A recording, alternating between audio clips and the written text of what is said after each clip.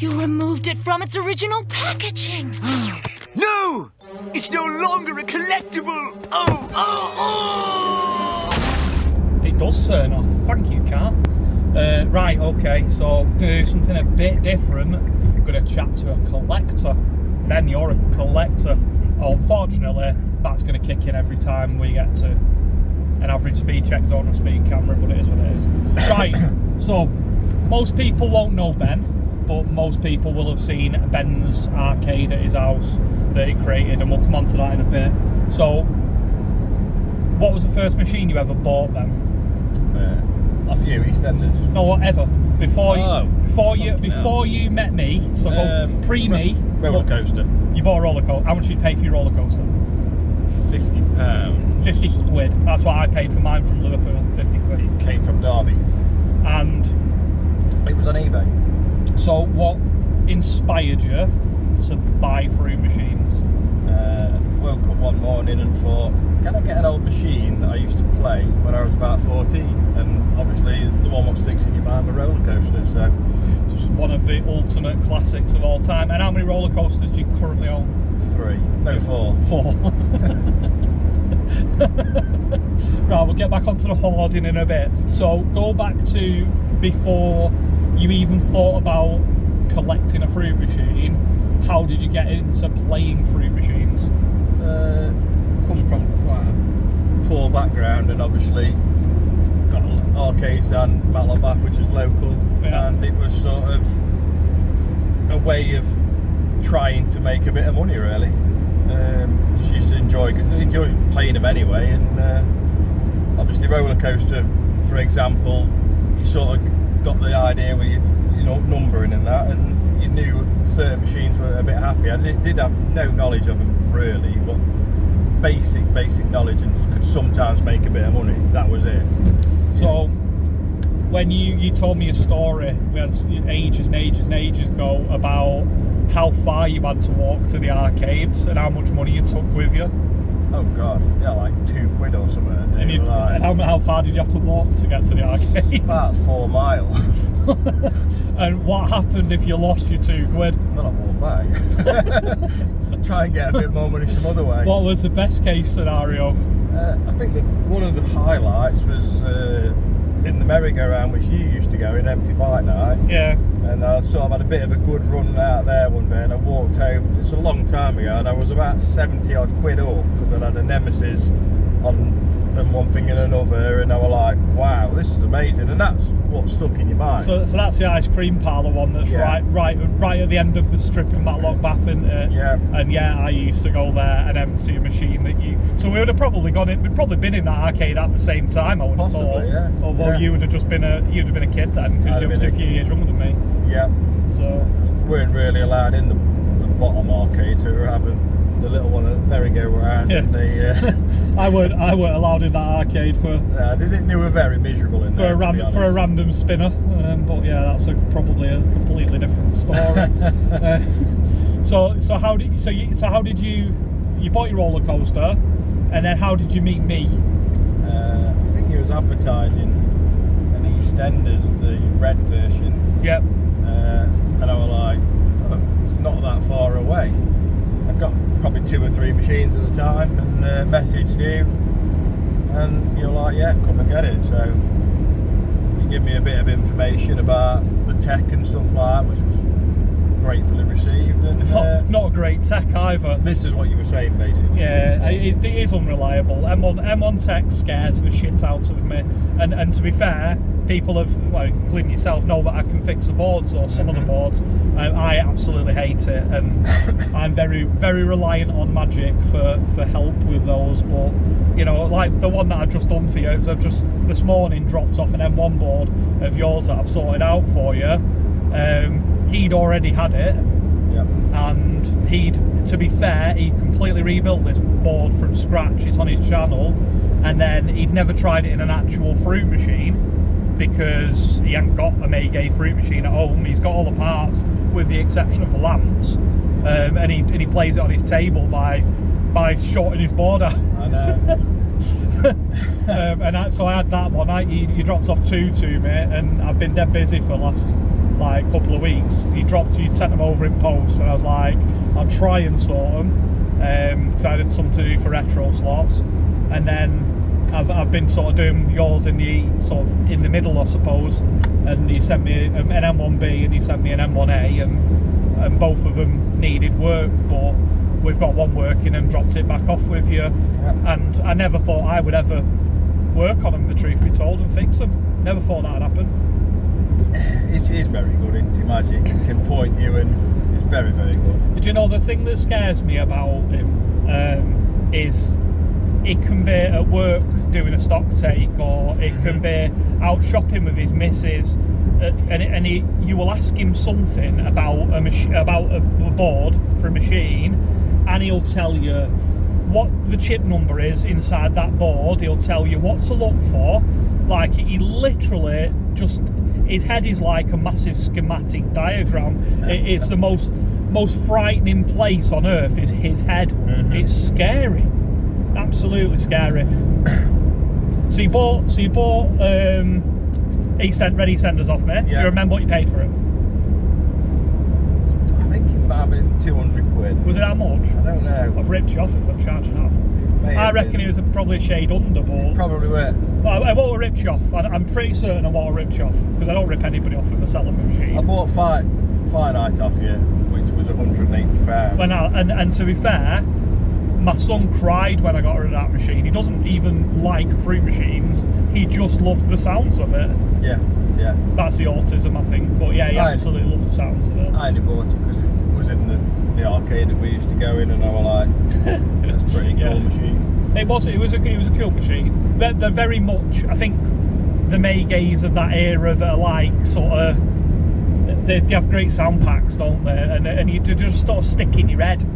I think that's the only way I can describe them. For me, they just, Coronation Street, I never watched Coronation Street, but the sounds from the game just stick in your head. But that, the one that Andrew Shelton rebuilt, what was it called? Is it Wild Zone or something? Yeah, Wild Zone, yeah. Oh, the sound pack on that is just, it's unbelievable.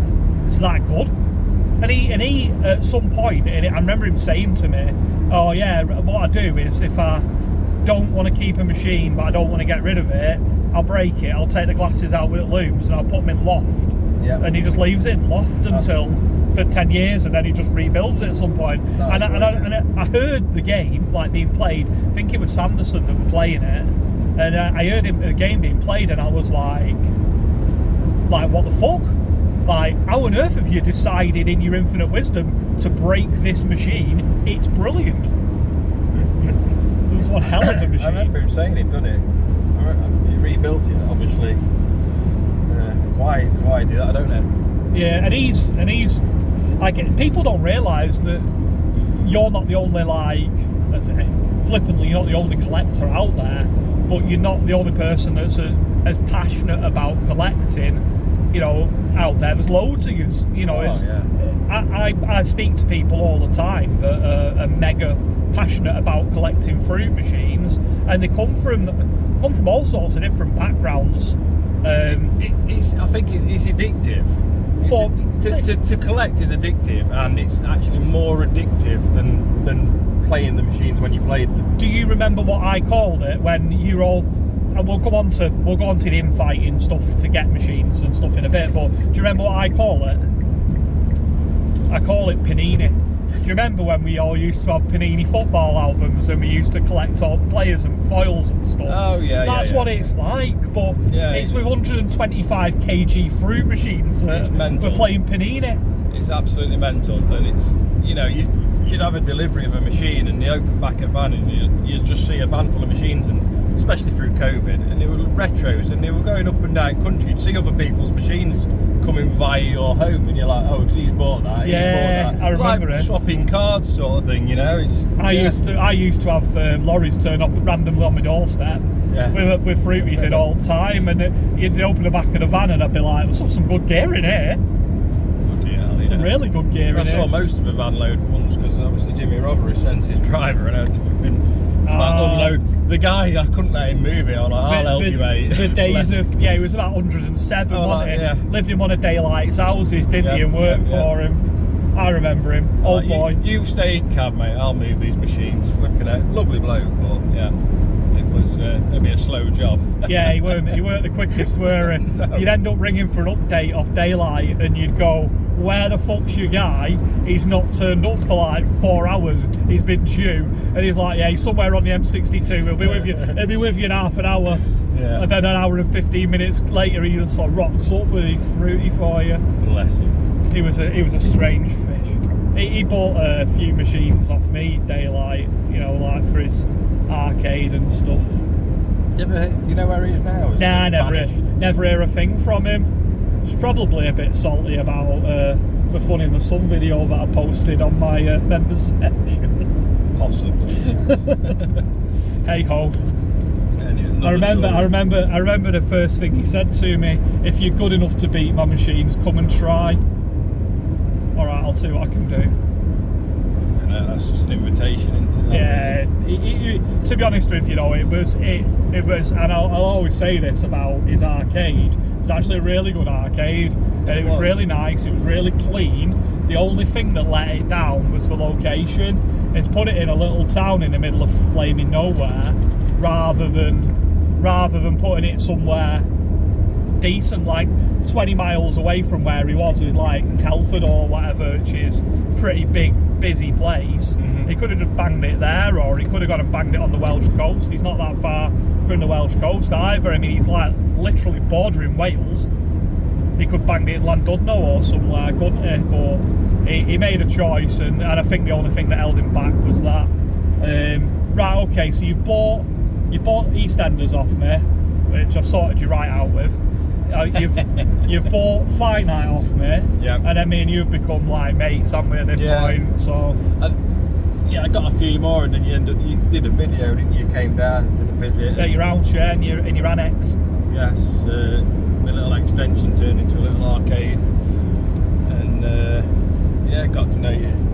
And it had like Big Wheel in there, Popeye in there, Indy in there, two roller coasters I think it had in there. Yeah. This is just coming from my brain, this, by the way, of what was in there. You had a club fairground, I think, in there at the time. I think you had another clubber maybe in there. Yeah, maybe had two. Club roulette, possibly. Yeah, I think that was possibly there. I think. Yeah. So you had this little arcade, which was effectively like, the best way of describing it was a bit like a galley kitchen, of fruit machines down to the bottom, and it kind of, at this point, I guess it's kind of taken over your life to some extent, hasn't it? Yeah, it had, to be fair. You know, it was you're looking for machines, and it gets a bit obsessive, doesn't it? You've got to think, no, I need to put a lid on this, really. But I did enjoy it. To me, I put the lid on though. I mean, like I think I've ever had more than 7 at home, and 7 I was overrun. I don't think I've ever had more than that at home. I think I've got 5 maybe at home at the moment. But you got to, you were good double figures at this point.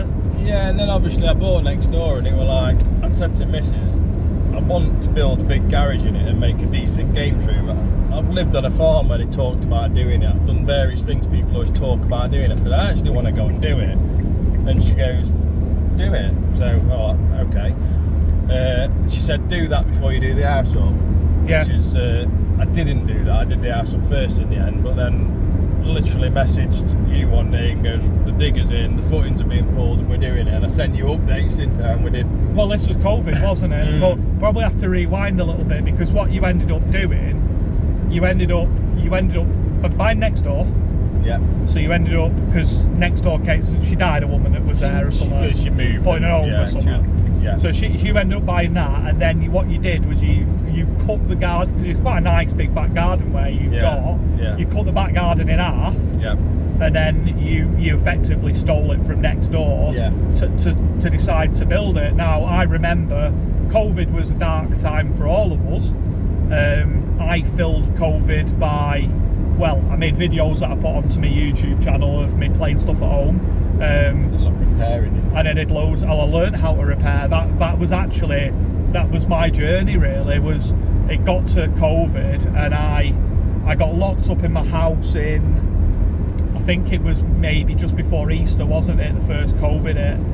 and I was like, what the hell do I do with my time? I'm not a good person to sit still. I'm busy. I always want to be doing something, and now all of a sudden you're telling me my life is going to revolve around trying to school my son who's got massive learning difficulties, along with sitting at home watching TV, and it didn't suit me at all.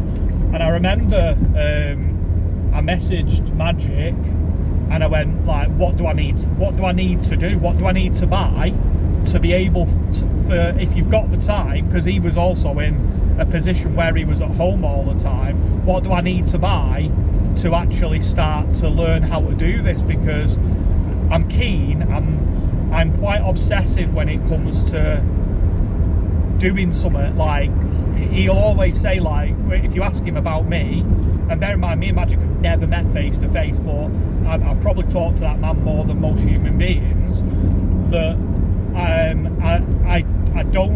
don't have a bit of quit in me. I just go and pick it back up and pick it back up and pick it back up and try different things, and I just become so obsessive with trying to fix something that he has to. I remember in COVID he was going, right, we just go to bed, stop fucking trying to fix this board, mate, now, and just go to bed, stop it. and I was like, just half an hour more, Magic, just half an hour more, because I didn't have anything else in my life really. No one did they, really? No, you couldn't do anything. So, no, I mean, you could, but I mean, yeah, I mean, what we could do, ironically, was collect machines. We could fix boards, because you could do it contactless, and there may have been a couple of quote-unquote back garden fixes and garage fixes and stuff that happened during certainly the second wave, where people just rock up. So, like, I had in my back garden at one time, I had an Indiana Jones and I had a Monopoly 60 on a decking out in the sun, fixing fruit machines in the back garden for people, and some of them were dealers, but that's what ultimately I ended up doing, and I guess the payback for you and the payback for me is I learned an awful lot about how to repair the techs, I guess.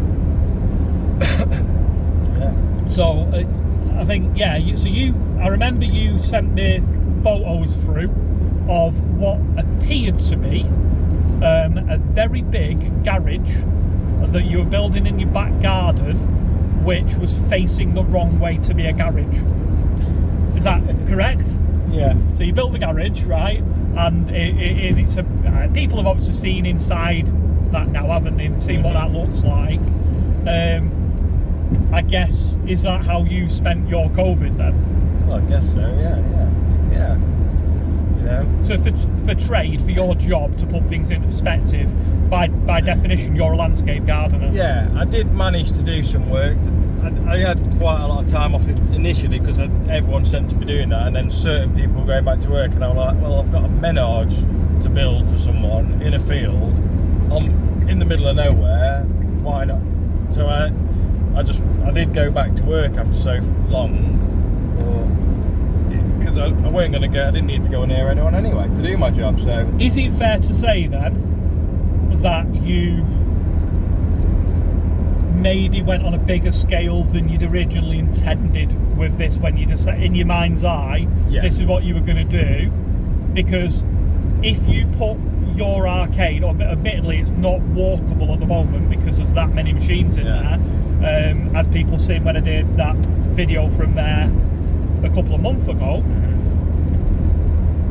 but if you put that in a seaside town and you stuck a retro arcade sign above the door, it would be rammed with people wanting to come and play the machines that you've got.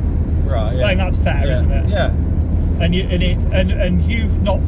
just never stopped. It's expanded and expanded and expanded. Yeah, it has. The thing, most of the machines I've got are normally ones I remember, which come to the local fair or I played as a kid. Yeah. Most of them I've got because they are ones I remember, the ones that you really liked. There's some stuff I didn't see, but there's something. Yeah, I mean, all right. So if we want a bit, I guess, pedantic about the ones that you didn't see, it has become almost a Panini thing, where it's the cabinet or it's the tech that you've gone. I really want that. I really want a JPM mousetrap just because that was at the fair. And I never played one. I know I played it. I can't really remember. It's emulated now. We found the ROMs, but I'm probably never going to find it. That is one. Hagar was there. I loved Hagar as it. Bond was there. I remember when I were 17, 18, I used to go to a pub/club, and that had one in there, and I absolutely loved playing it. What a game! I think it's just a little bit like people with their old cars and stuff. It's something. It takes you back to your youth. It becomes a little bit of an obsession. It's, that's why people do it. That's why everyone, a bit of nostalgia into it. But for me, it is the titles I used to play if I can. EastEnders.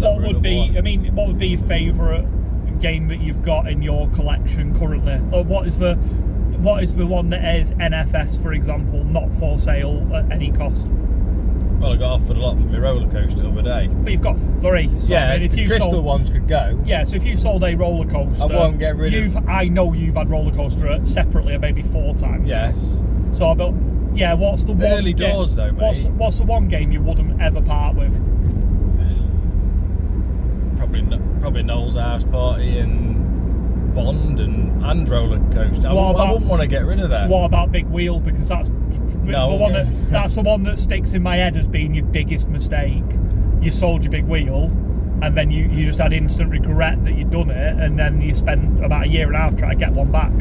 Yes, because I made a promise to my daughter because she liked playing it, and I had to get rid of it to get the circus because there were no circuses around. You've got the best one in the country, and literally the best one. It's got brand new glasses in it.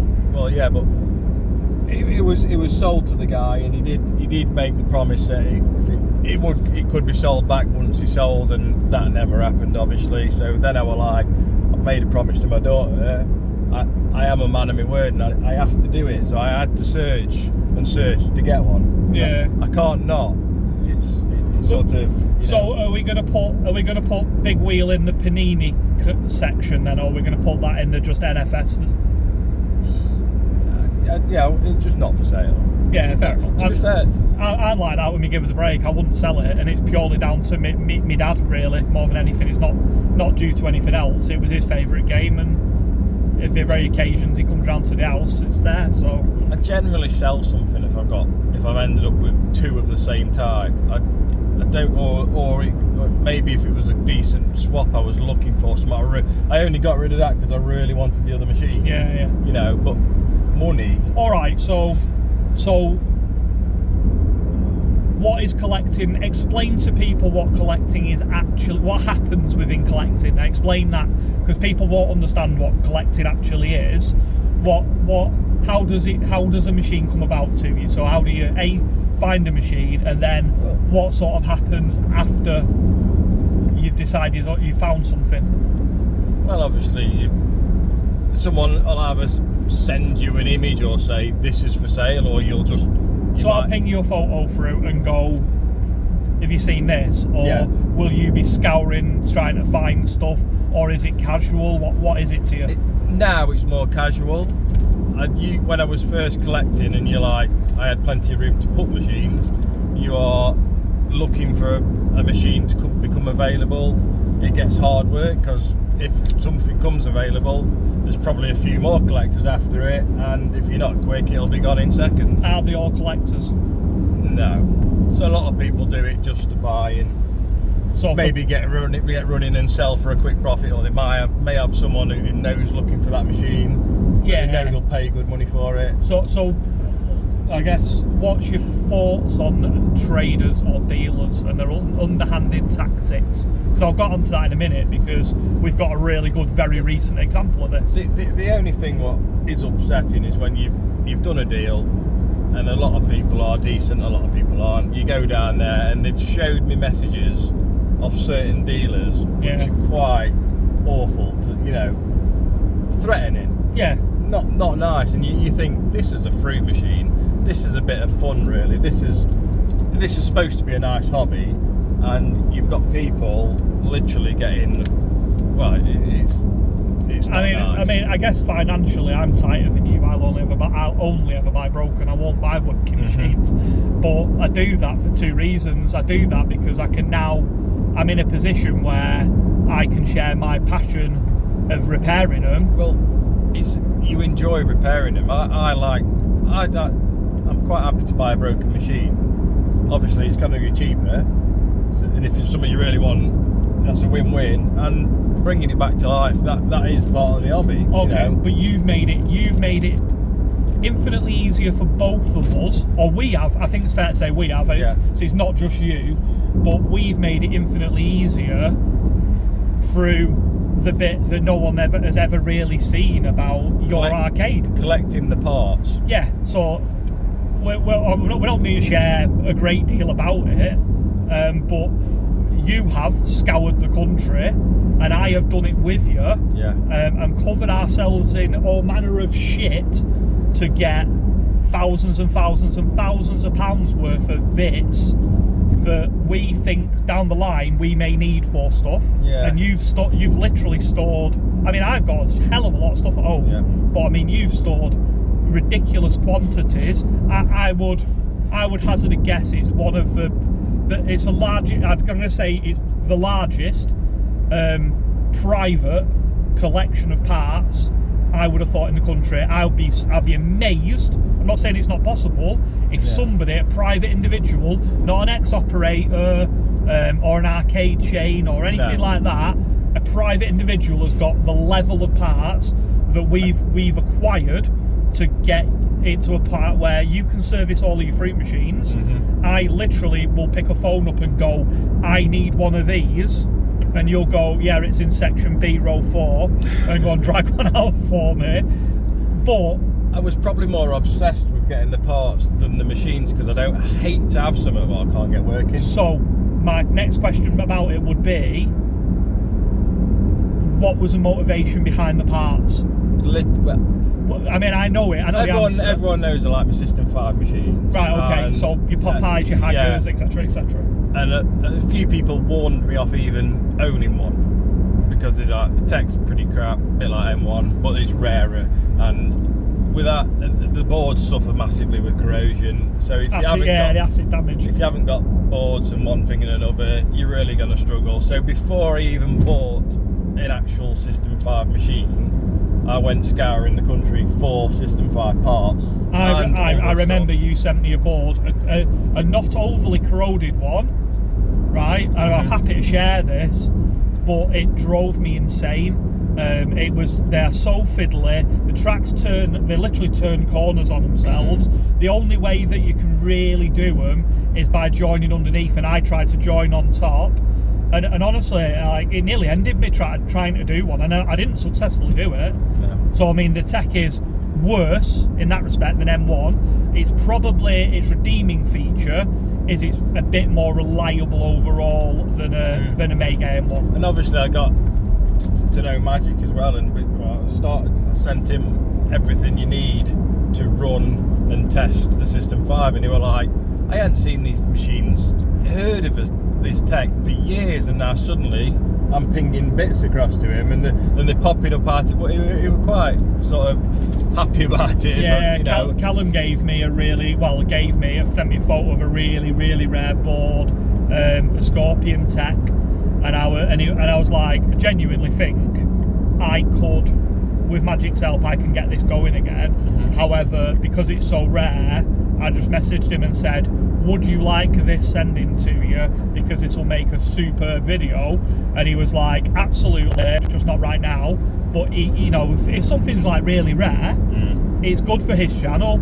I mean, he doesn't have nearly as many followers as he should have, and if I was him, the change, and he's had this feedback from me a little bit, because he's now editing and stuff, and he's making better quality videos than he was making.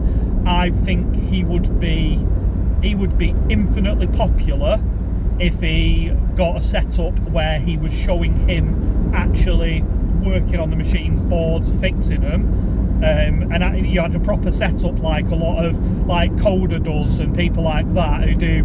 Coda does games consoles, Xboxes, PlayStations, and if you look at that genre of fixing, it's exactly the same as what Magic's doing, albeit they're doing mainly SMD stuff and he's doing mainly through all. Now, he would become infinitely popular just based on the fact that he's fixing old circuit boards that would, in theory, they don't necessarily a fruit machine board. No. It's for processes and the way that he does things. He does things other stuff. Yeah, and the way his brain works is that he doesn't need to stop and look at a schematic and get up a schematic like a lot of these guys that are doing SMD stuff to find out where things are going and what things are doing. He just knows. Yeah. He'll just go, yeah, this does this, this goes there, this is used for this, and the best video he ever did for me, ever, he didn't do it for me specifically, he did it for everybody, because he got so sick of people asking him